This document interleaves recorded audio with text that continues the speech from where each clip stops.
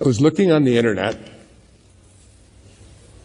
and I saw you know how they'll put something on my Facebook page, and one of the comments in something that I had written, a woman had said,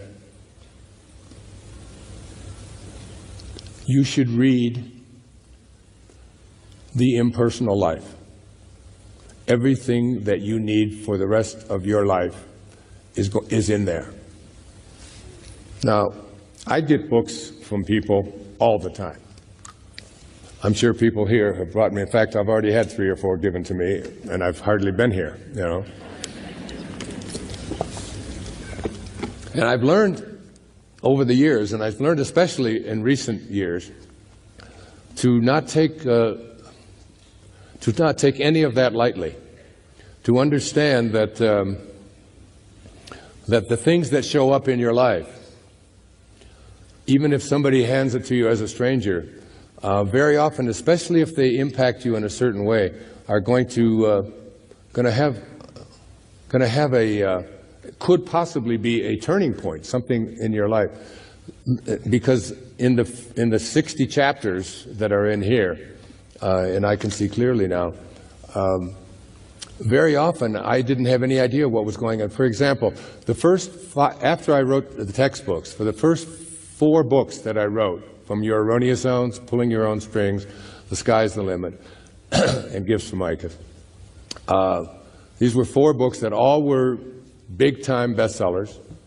And as I was writing this, I was looking through each of these books, and I looked at the index of Your Erroneous Zones, Pulling Your Own Strings, Sky's the Limit, Gifts from Icus, What Do You Really Want for Your Children was the other. And I looked in the index, and the name God, or Spirit, or Higher Consciousness appeared once in all 5 books. Once. The next book that I wrote, there were 37 references to God, Spirit, and Higher Consciousness. And I never, ever sat down and decided that I'm now going to start writing about something called spirituality, higher consciousness, and so on. It was just something that was unfolding. It was a direction that I was being pulled in. And we're all being pulled because all of us share something. Every single one of us shares something. We all come from the same place. And we all return to it. T.S. Eliot said, "We shall not cease from exploration, but at the end of all of our exploring will be to return to the place from which we originated, but to know it for the first time." To know it for the first time. Now, T.S. Eliot, I believe, because I've read a lot of his poetry, was speaking about death. We shall not cease from, at the end of all of our exploring, will be to return to the place from which we, and to know it, to really know it for the first time. I'm not talking about death here. I don't think we have to die to know it. I think we have to shift the direction that we are going in our life and lose the false self, the ego. And this book showed up in my life from a posting on a Facebook page that I don't really study that often. And just something about it jumped out at me. If you read some of my recent books, like Wishes Fulfilled, that book was completely inspired by a little tiny book that I have right here with me, I carry with me wherever I go. It's called the I Am Discourses. That there is something inside each and every one of us called this I Am presence. And it's the director of our lives and the producer of our lives.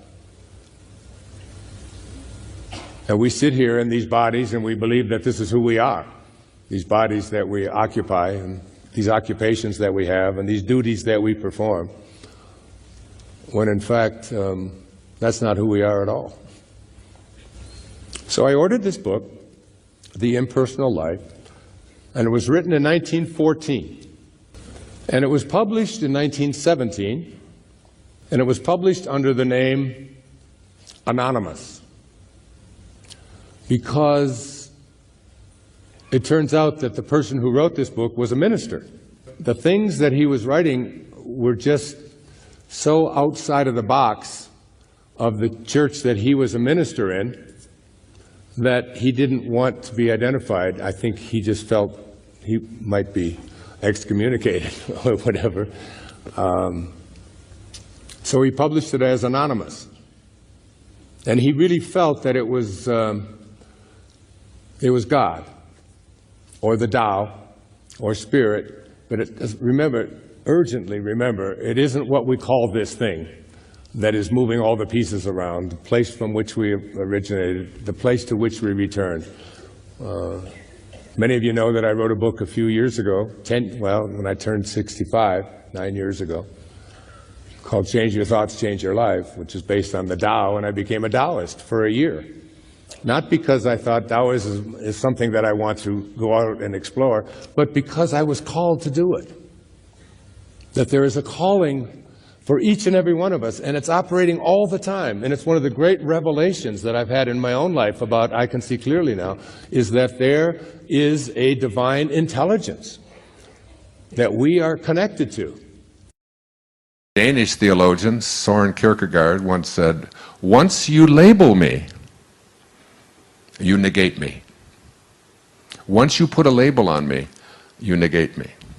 And the Tao is filled with that. God, in reading Rumi this last week, I felt like he and Lao Tzu must have been brothers. And then I find out that he was a friend of Shams of Tabriz. That Rumi and Shams and Saint Francis and Lao Tzu and Jesus and Buddha, they're all telling us the same thing. Someone sent me a book that said Jesus and Lao Tzu.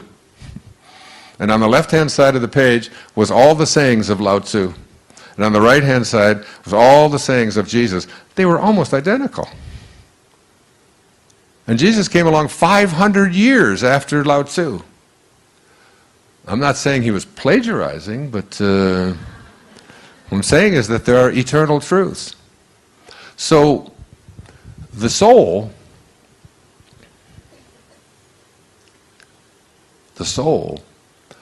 the invisible part of you, is the part of you that is infinite.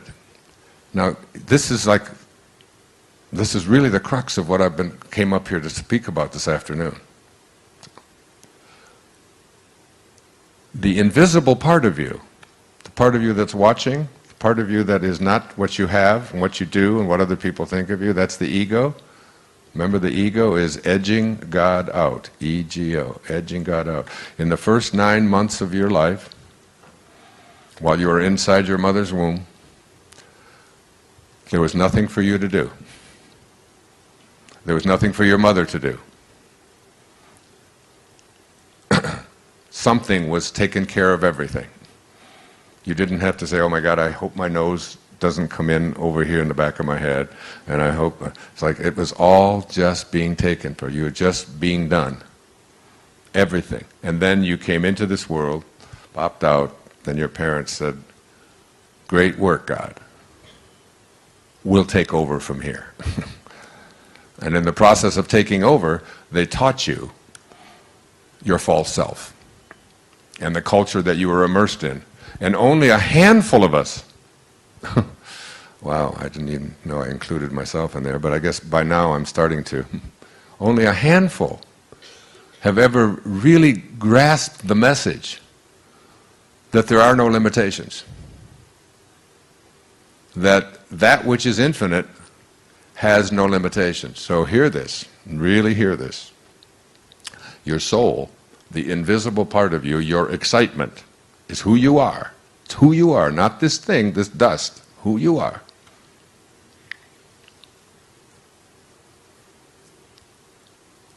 Resists anything that tries to make it finite.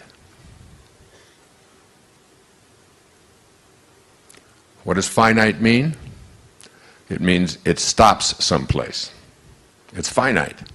this microphone starts here and it ends here. It's like, it's finite. This big boat that we're on is finite. The clothes that you wear, the body that you have, it's finite. It begins and it ends. It's finite. The part inside of you that is just occupying this finiteness is infinite. And what does infinite mean, infinite mean? It means it doesn't stop anyplace. As soon as you stop at some place, it's finite. How are you going to stop your excitement? How are you going to say there, that's it, it doesn't exist anymore? Can't turn it off. It's who you are. And your soul, this is what I wrote. The ideal of the soul, the thing that it asks for, is neither knowledge or light or happiness. The ideal of the soul is space, immensity. The one thing it needs is to be free to expand and to reach out and to embrace the infinite. The ideal of the soul is infinity, because that's what it is. It is miserable when it is circumscribed or restricted. Okay? Once you understand this, see, before I had children, I had 8 theories about how to raise children. Now I have 8 children, no theories. Okay? So, the one thing I've learned as a parent is that nobody likes being told what to do. Have you noticed that, parents? And if you're not parents, have you noticed how you react to your parents when they tell you what to do, or what to be, or how to think, or what you can do, or what you can't do? This is like a universal thing. I see heads nodding. Everybody knows that this is a universal thing, that the ideal of the soul is infinity, because it's your excitement. It can't stop any place. As soon as you try to put it into a box, as soon as you try to circumscribe it, as soon as you try to tell it what it is, your soul will cry out with, "Don't tell me what to do. Don't tell me what I can be. I don't want to hear it from you. I don't want to hear it from any books that you give me. I don't want to hear it from the church. I don't want to hear it from my culture. I don't want to hear it from," and this is true of everyone. Don't fence me in. But I mean, loving somebody really means, really loving somebody means, I love you so much that I allow you to be whatever you choose to be, no matter how much it conflicts what I think you should be or what I would like you to be. I love you for that. And I impose no restrictions, no conditions. I put no boxes that you're going to fit into. I'd like you to imagine the following scene. You're in your house. You've got your car keys in your hand. The lights go out. Power failure. You can't see a thing. You stumble around in your living room and you drop your keys. And you look around for a moment and you realize that you're never going to find them in the dark. But you look outside and you notice that the street lights are on. So in your mind, a light bulb goes off. I'm not going to sit around here in the dark and grope around looking for my keys when there's a light on outside. I'm going to go out here under the street light and I'm going to look for my keys. Why are you laughing? This makes a lot of sense. So you're out here and you're groping around and you're looking for your keys and you're looking and your neighbor comes along and says, "What happened, Wayne?"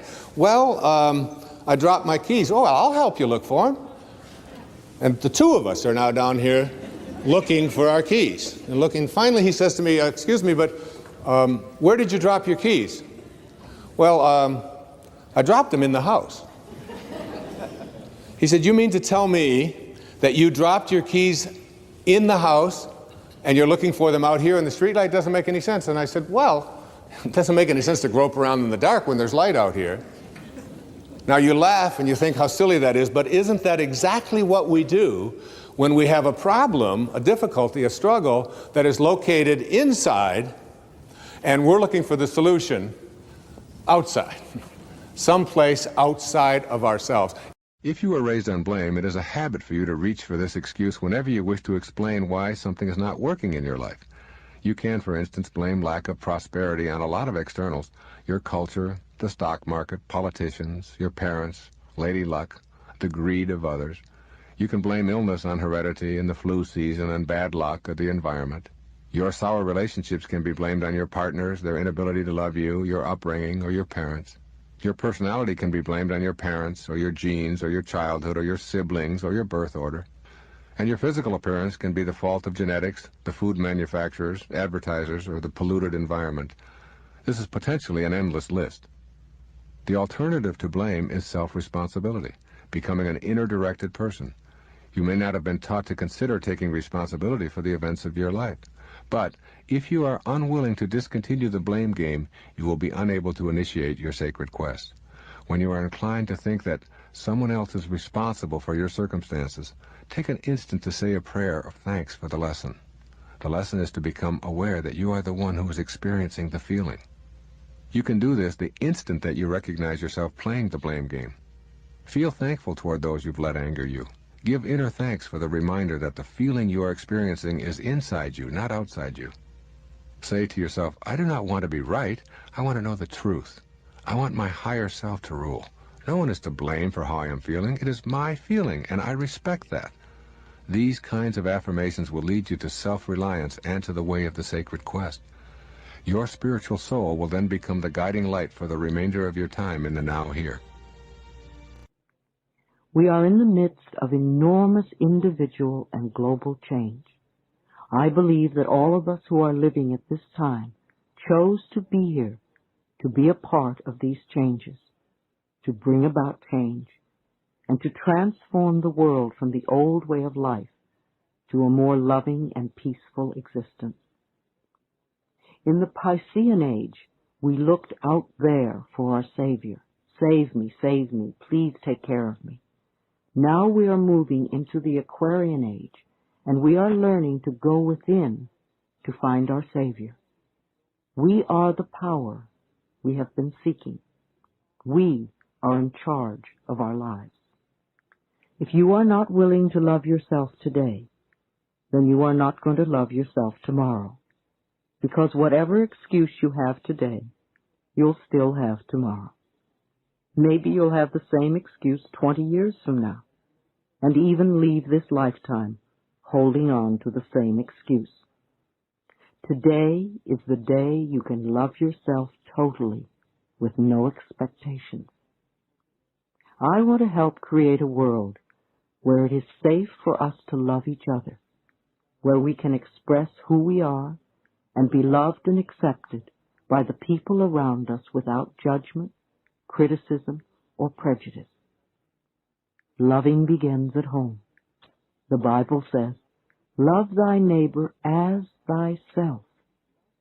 Far too often we forget the last couple of words, as thyself. We really can't love anyone out there unless the love starts inside us. The name of God is I am, that I am. Now, every time you use the name I am, you are using the name of God. How do you use this name? In the book of Joel, there's a line that says, "Let the weak man say, I am strong." Now, one of the things that I want to leave you with here in the time that I have with you today is for you to become conscious of how you use this term, I am. So what I encourage you to do in terms of manifesting is to take out a piece of paper sometime when you're at home, and it sounds like a silly thing to do, but I want you to do it. And I want you to write at the top of that page the word that. T-H-A-T, that. Okay? And under that heading, whatever it is that you would like to attract or manifest into your life, I would like you to just write that down. All right? So if it's a job that you want, if it's a relationship that you want, if it's a healing that you want, if it's abundance that you want to attract into your life, whatever it is, just place it underneath that. And come to a place in your life where it is spoken about in the book of Romans, in the New Testament. He calls those things which do not exist as though they did. You must be able to get to this place in your life where you don't use the evidence of your senses, what your eyes tell you, what your ears tell you, what your stomach tells you, what you see written down, what the internet tells you. You want to be able to be in a place where you are living from the end as if what you would like to manifest is already there. To make a future dream, a present fact, you must assume the feeling of that wish as already being fulfilled. Your subconscious mind is listening to how you are asking the universe to provide for you what it is that you would like to attract or manifest into your life. And if you fill your subconscious mind with all of the things that you don't want, that you don't like, that make you unhappy, that make you depressed, that make you worry, then your subconscious mind, which is impersonal, and remember, it can't make a distinction between what it is that you are feeling as a result of what you place into your mind or what is actually happening in your life. It doesn't distinguish one from the other. It's totally impersonal. It's just open to suggestion. And here you are suggesting to your subconscious mind, which will, when you awaken, you will align with the universal subconscious mind, the one mind. You know, there's millions of people out there in the world. There's millions of you watching this program. And you can see the difference between each and every one of you on the basis of your appearances. But there's only one mind. That's what the great spiritual texts all teach us. So now, if you program your subconscious mind to tell yourself, to go over all the things you don't want, all the things you don't like, all the things that shouldn't have happened, all the ways that you were mistreated, all about how terrible the economy is. And, you know, we live in a fear-based world. You want to shift away from that kind of consciousness and use the last 5 minutes of your day to program your subconscious mind with what you have placed into your imagination with your I ams. I am well. I say it to myself every night, especially when I get into that state, you know, that weird state where you're sort of half awake and you're half asleep and you know you're heading towards that sort of that subconscious place. And I just remember what it says in the book of Job. I don't want my instructions sealed by going over, I am sick, I am poor, I am unhappy. I just say, I am content. I am lucky. When I wake up in the morning, I don't say, oh, good God, morning. It's the reverse. I say, good morning, God. You know, it's like being grateful rather than being in that place where the things that you don't want are what you have programmed your life to be. I always think of this as, you know, like you have a currency. And if I were to give you currency to go out and purchase what you want, and every place you went, you took this currency that you have to purchase what you want, and you purchase what you don't want, and then when you get home and you wonder why your house and your life is filled with everything that you don't want, it's because you're insane. That's just insanity. It is. I mean, why would you take the currency that you have to buy what you do, that's there for what you do want, and spend it on what you don't want? Well, the currency that you have for attracting into your life what you would like to have, are your thoughts and your imagination and your I ams, your God consciousness. Why would you use it to say, I am unable, I am unlucky, I cannot, I will not? You're throttling, that's what it says in the I am discourses, you're throttling that great I am presence that is located within you. And so, the last 5 minutes of your day, as you're about to marinate for 8 hours in your subconscious mind with your unconscious state, you want to go into that state. Even if your senses tell you, oh, you're just fooling yourself and so on.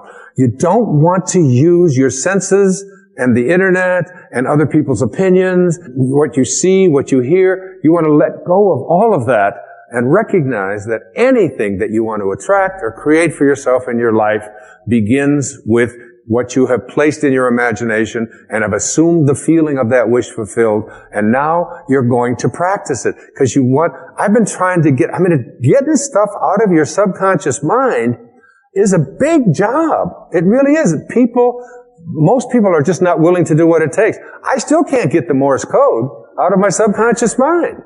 I need to have a major deprogramming thing. There's that exit sign. Dit-da-da-da-da, dit-da. It's always there. But that's just harmless. What isn't harmless is, placing into your subconscious mind all the things that you're reviewing about what you don't like, about what didn't happen, about who mistreated you, about how sad you are, about how this can't happen. You are a creator. You are not an organism in an environment. You are an environed organism. One of the reasons the idea of being able to manifest is so foreign to most of us is because we have been brought up to believe that as individuals, we are separate from our environment. We think it is our role to dominate it. Armed with this kind of logic, we are diminished in our ability to sense our connection to the environment.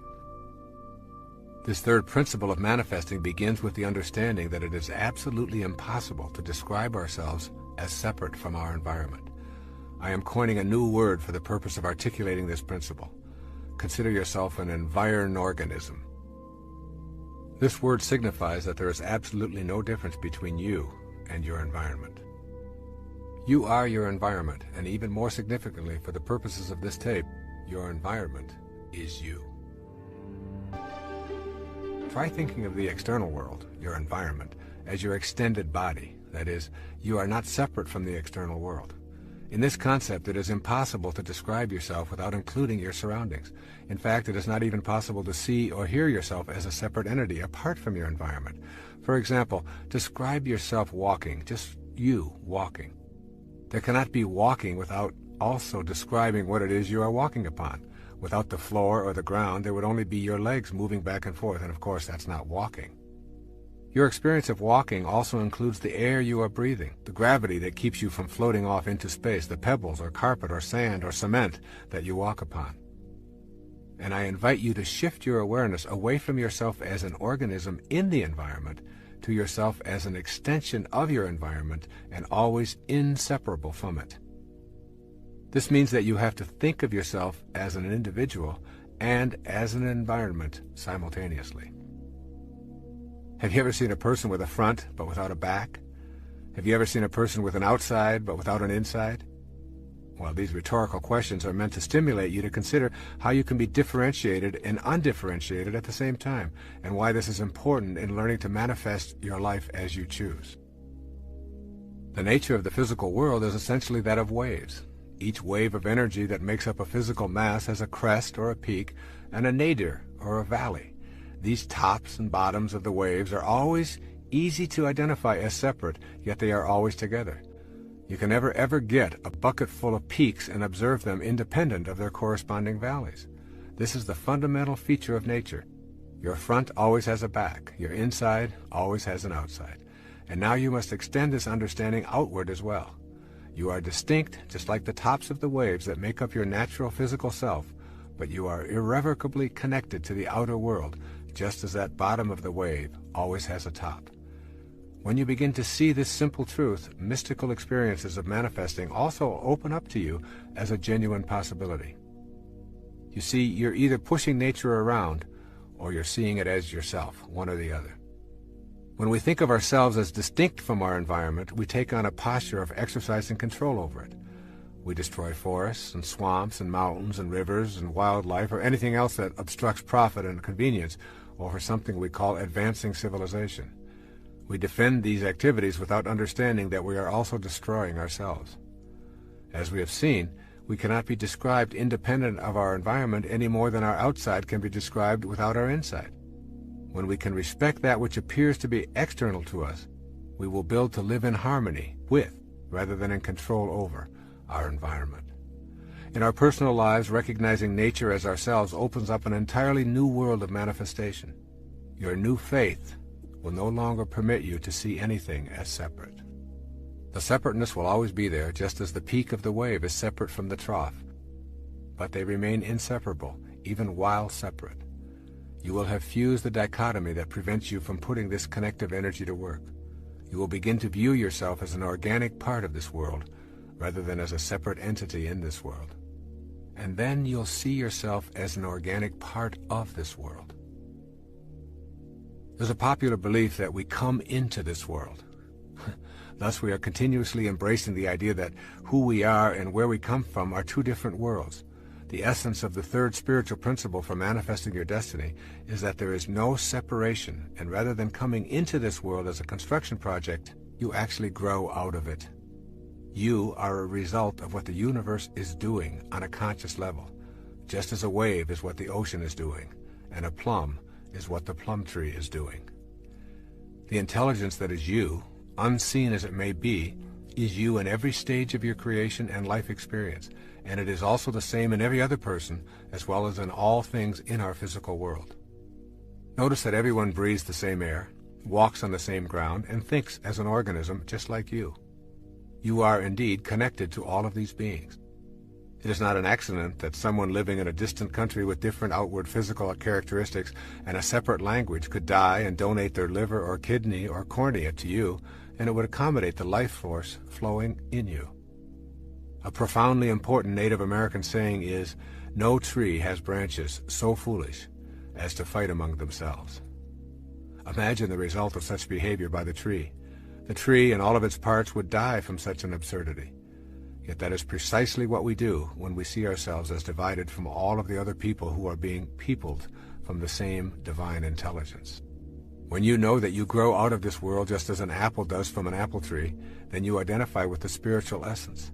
It is in identification with this inner essence that you make your connection to everything else.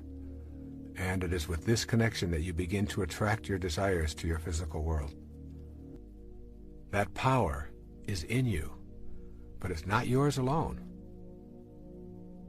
The power and the magic of this world cannot be reserved for the exclusive use of anyone, including you. It is available at all times. However, it does not belong to anyone. What you are doing as an environ-organism is making contact with an energy that is beyond the dualism of the earth plane, and yet is connected to it at the same time, separate but distinct. You are a holistic being with both non-dualistic energy and the energy of the physical plane at your disposal. The Bhagavad Gita, the holy book of the Hindus, summarizes the point of view as profoundly as I've ever heard. Listen to these words.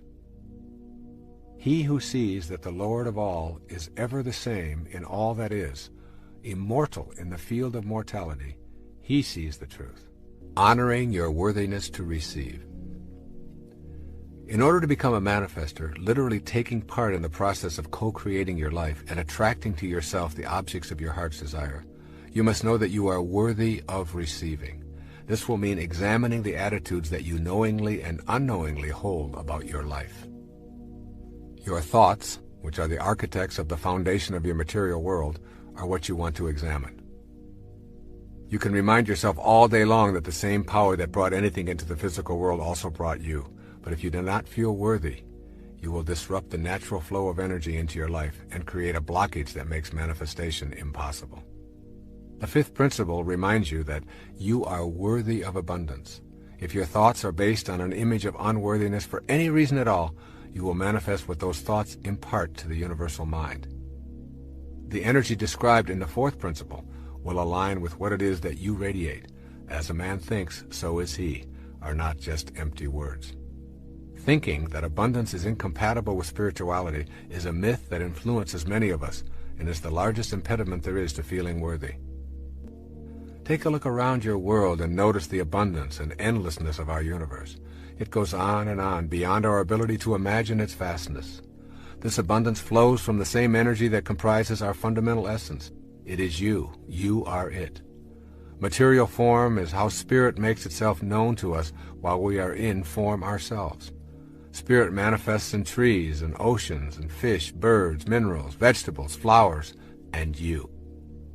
When we adopt an attitude of spirit being incompatible with matter, we are denying the spirit that is in matter as its originating energy.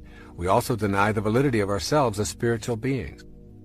When we shift to seeing that together they comprise one harmonious whole, we remove the stigma of selfishness. Just as each one of us is one harmonious whole comprised of spirit and matter, so too is the entire universe. The process of life taking form is a mystery. That mystery is governed by a creative energy that is knowable when we genuinely feel worthy of receiving its blessings in form. Abundance is the way of the creative force in the universe.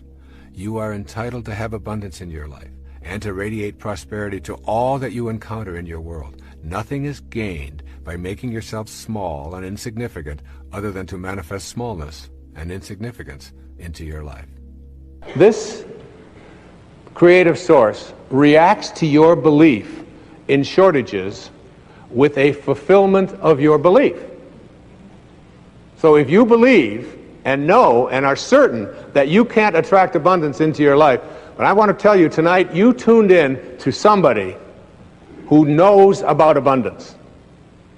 I have always been able to create abundance in my life. When I was a little kid, all the other kids in the places that I lived and so on, and even when we got back at home with my mom, pop bottles. You remember soda pop bottles? You could collect them, little knee-high bottles and Pepsi-Cola bottles and Coca-Cola bottles, and 2 cents if you took them back. I was a master at collecting pop bottles. I could manifest a pop bottle just like that. It was just... We used to have furnaces that had coal in them, and I would go along and I would empty people's ashes that they would set out. So just take it out to the alleys. I would go to the grocery store, and because my imagination was always working on abundance, I would carry groceries out for little old ladies. You know what I'm doing today? Right now? Collecting pop bottles and taking out ashes and taking out groceries for little old ladies. Just a bigger stage. See, if I came to this source and said, I don't have enough, this source doesn't know how to react to I don't have enough. This source is an endless supply. It's like the ocean. You can take a 10 million gallon tank to the ocean of abundance, and you can take it out every hour, or you can take a thimble once a year. And the ocean doesn't care. It makes no difference to the ocean because everything returns to this source. Every time I walk, wherever I go, in fact, it happened to me this morning. I found a dime. A dime? That's like major. A dime. That's 10 pennies. That's 5 bottles. And whenever I bend over, and I notice that it gets a little further away, I bend over and I pick up this coin, and I always say, thank you, God, for this symbol of abundance that always flows into my life.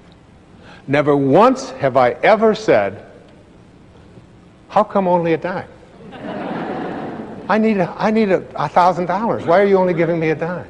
The face of abundance is like you have to come to this source not with what is missing, because it doesn't know. There's nothing missing.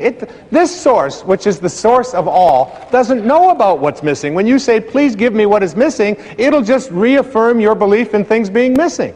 You have to come to this source by being abundant, by being in a state of gratitude, by being thankful for all that you are, and seeing yourself as attracting more and more of that, and being willing to give it away.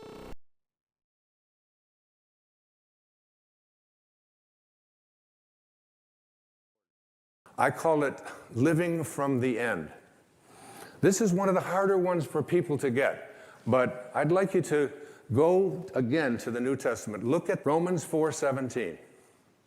in the presence of him whom he believed God, who gives life to the dead and calls those things which do not exist as though they did. And calls those things which do not exist as though they did. Those are very important, significant words. You have to be able to call the things which you have not seen yet materialize and manifest into your physical world. You have to be able to say to yourself, I call those things that I would like to become as if they already do. And you place into your imagination fearlessly the I ams which you would like to create for yourself. And when it's time for me to write another book, I don't even know what it's going to be. I just know that it starts germinating inside me. And it's like a calling, it's like a passion. It's as if I call those things, the book does not exist. I call it as if it did. I have a wonderful quote by the man I've cited before. His name is Neville, and it goes like this. He says, disregard appearances, conditions, in fact, disregard all evidence of your senses, that is what your eyes and ears tell you, that deny the fulfillment of your desire, whatever it is you want to attract into your life. Disregard appearances, conditions, in fact, all evidence of your senses that deny the fulfillment of your desire. Rest in the assumption that you already are what you want to be. For in that determined assumption, you and your infinite being, your extraordinary self, which is what this program is about, are merged in creative unity, and with your infinite being, God, all things are possible. God never fails, and you are a piece of that which never fails. And you are going to move beyond just being a piece and just being a fragment and just being a segment until it becomes your overwhelming knowing that you have within you this divine capacity. You don't need evidence of your senses. I wrote a book a few years back. The title of it, I had to get my publisher because they didn't understand it. They called back, they said, I think you got this wrong. I said, no, it's called You'll See It When You Believe It. Not the other way around. People will say, well, I'll believe it when I see it.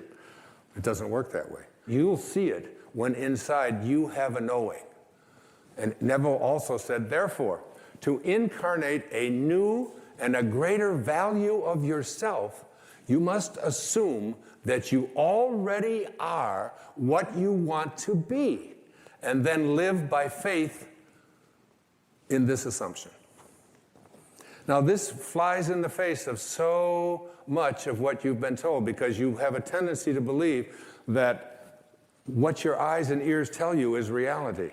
But this is what we know by our senses. Just this little tiny fragment. I can't even get, it's like a millionth of a millimeter. And all that is unknown is in the invisible, in the imagination. And most of our attention is focused on, this is my beliefs and my disbeliefs about what is possible and what isn't possible are here. And it's an endless universe. So placing I ams into your imagination is one thing. It's an intellectual act.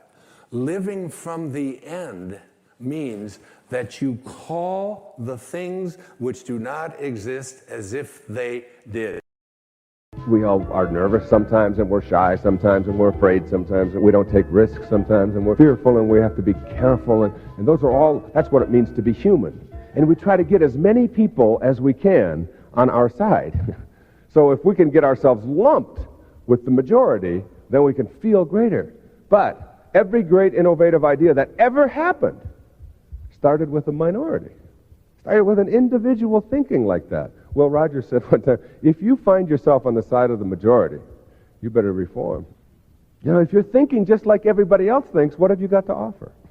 What is it that this unique thing, this unique human being that has never existed before, will never exist again, has never existed in this day as it exists, as you do in this day, just like every single day. Not only are you unique on this planet, but every day you're here, you're unique on this planet. Instead of that, we say, how can we get everybody to think like I do? Let's get into majority kind of thinking, you see. And that's like one of the first things to understand, that in order to be, Emerson said it, he talked about conformity, he said, to be a man you must therefore by nature be a nonconformist. And yet we have difficulty with nonconforming people, with people who have different ideas, with people who want to try something different, people who don't accept that we always have to be the way we've always been. We have quite a bit of difficulty with that. Most human beings use about 1/100th of their potential within their brains that it's capable of using. And every time we see somebody who is able to do things that seem so phenomenal, instantly we say, well, that's a weird person, or that's a freak, they must be faking it, or whatever. When there are places in the world where people don't even think pain, they don't even have words. There are some cultures, particularly in Eastern philosophies, where pain itself is not even a part of their vocabulary. They don't even invent words for that because they train themselves not to think in ways that are going to be immobilizing and depressing and so on. And I would work on this when I was working with people early in my career. And one of the greatest things that you can learn in your life is the understanding that as you go through your life, even the people who love you the most are not going to approve of you half of the time. Somebody says, you're a nerd. Terrible thing. I mean, one of the things you have a choice. You say, oh my God, they know. They've discovered it already. And you act like a neurotic. You have that choice. You have other choices as well.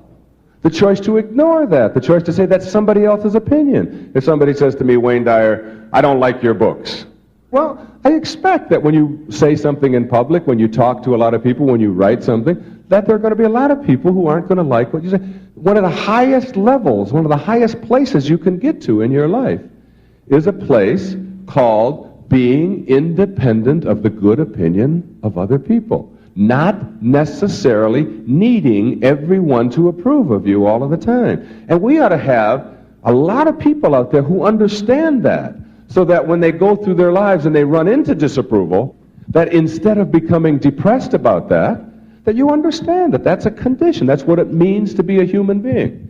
I'm saying don't become immobilized ever by what anybody else thinks of you. And when you do, understand that all you are doing is saying your opinion of me is more important than my own opinion of myself. Every time you're down. Every time you're down. That you are making other people's opinions of you more important. Now, a great misinterpretation there is that somehow this is a selfish philosophy. Believe me, there's nothing selfish in that. One of the simplest learnings that all children seem to understand, the very simple understanding that you can't give away what you don't have. You can't give away what you don't have, obviously. You can't give away $100 if you don't have it. You can't give away love for others if you don't have it for yourself. You can't give away success if you don't have it for yourself. You can't love another human being at all if you don't love yourself first and think of yourself as a worthy person. So that if you want to be a great altruist, a philanthropist, somebody who loves everybody in the world, then you've got to get your own house in order. And that's all I'm saying. Get your own house in order, your own self in order, so that you can become one of those people that have transcended, who have gone beyond simply worrying about how they're going to cope with their lives. It mystifies me sometimes. We all have this little child within us, and all little children know how to be happy. All little children know how to be self-actualized, fully functioning, creatively alive. They know how to enjoy their lives. And then somehow they lose it somewhere along the way. And as we get to be adults, we forget what we had. It's the whole theory of whether a glass is half full or half empty. I mean, it's always half full to me. Always half full. If you believe that it's half empty, it's the same thing as saying people are basically evil. And that's a basis for a big theory in psychology. That's what psychoanalytic theory is really basically all about, is that each one of us have an id somewhere within us, and that's an untamed monster. That's something that we have to watch out for, and it will capture us, and it'll destroy us, and it's that all of us have this evil creature residing within us. I can't buy that.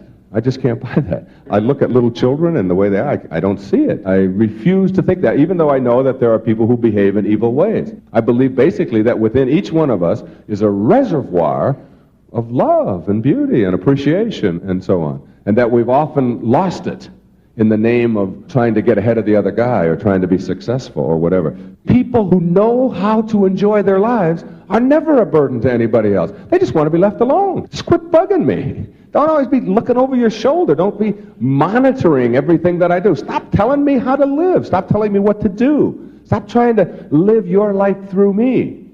Highly functioning people know how to live their lives, and they're never a burden to anybody.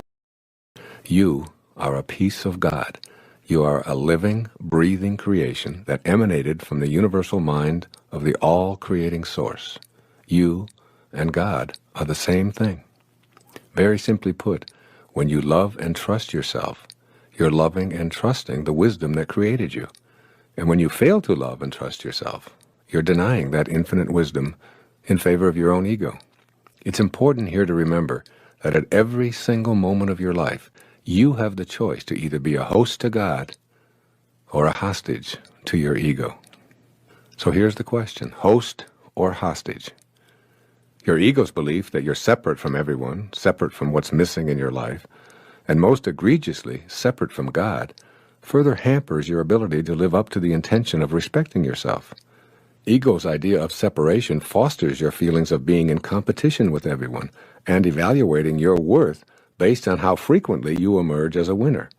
As a hostage to your ego, self-respect is unavailable because you feel judged for your failures.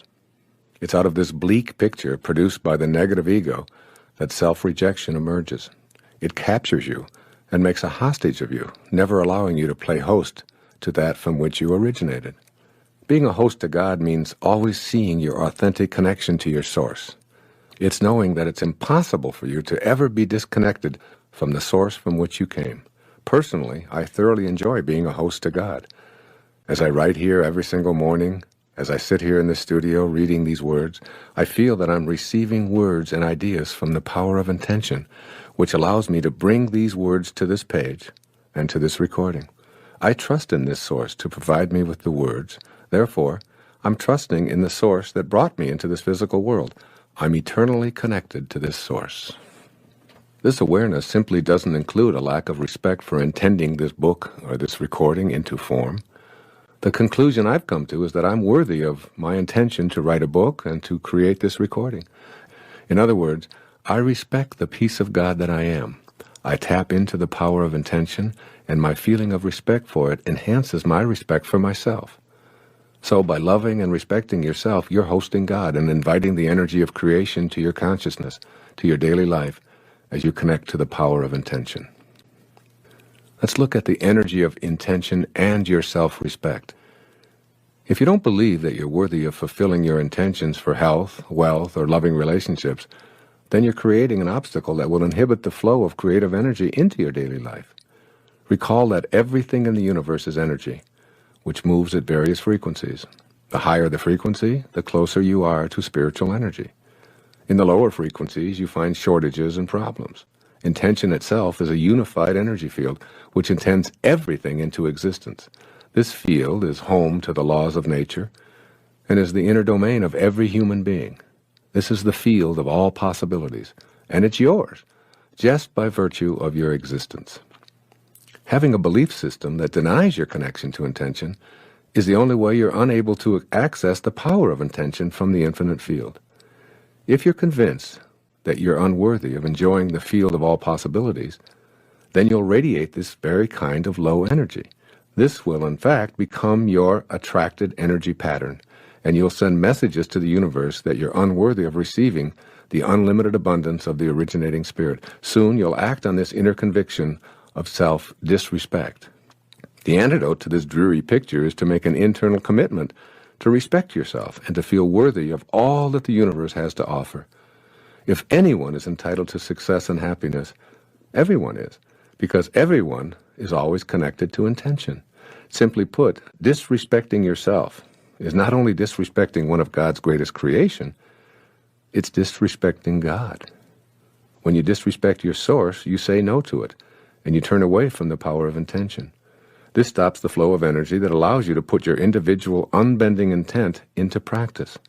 All of the positive thinking in the world will do you absolutely no good if those thoughts don't emanate from respect for your connection to intention.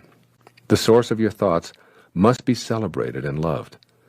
And this means having the self-respect that's in harmony with the omniscient source of intelligence. What's the source of your thoughts? Your beingness. Your beingness is the place from which your thoughts and actions come. When you disrespect your being, you set into motion a chain reaction culminating in unfulfilled intentions. What you think of yourself is what you think of the world. How do you see the world you live in? What do you think people in general are really like? Do you believe that evil is triumphing over good? Is the world filled with egocentric, selfish people? Can the little guy ever get ahead? Are government entities and all their representatives corrupt and untrustworthy? Is life unfair? Is it impossible to get ahead if you don't have connections? When you have a gloomy picture of what the world looks like, you're unreceptive to the potential assistance that's there to help you with your own individual intentions. Why would others want to come to your aid when you view them as contemptible? Why would the universal force be attracted to that which repels it? How could a world that's so corrupt ever be of assistance to someone who has noble intentions? The answer to these questions are obvious. You attract into your life what you feel inside. If you feel that you're not worthy of being respected, you attract disrespect. This weak self-respect is the result of an exceptionally rusty link to the field of intention. This link must be cleansed and purified, and that takes place within your own mind.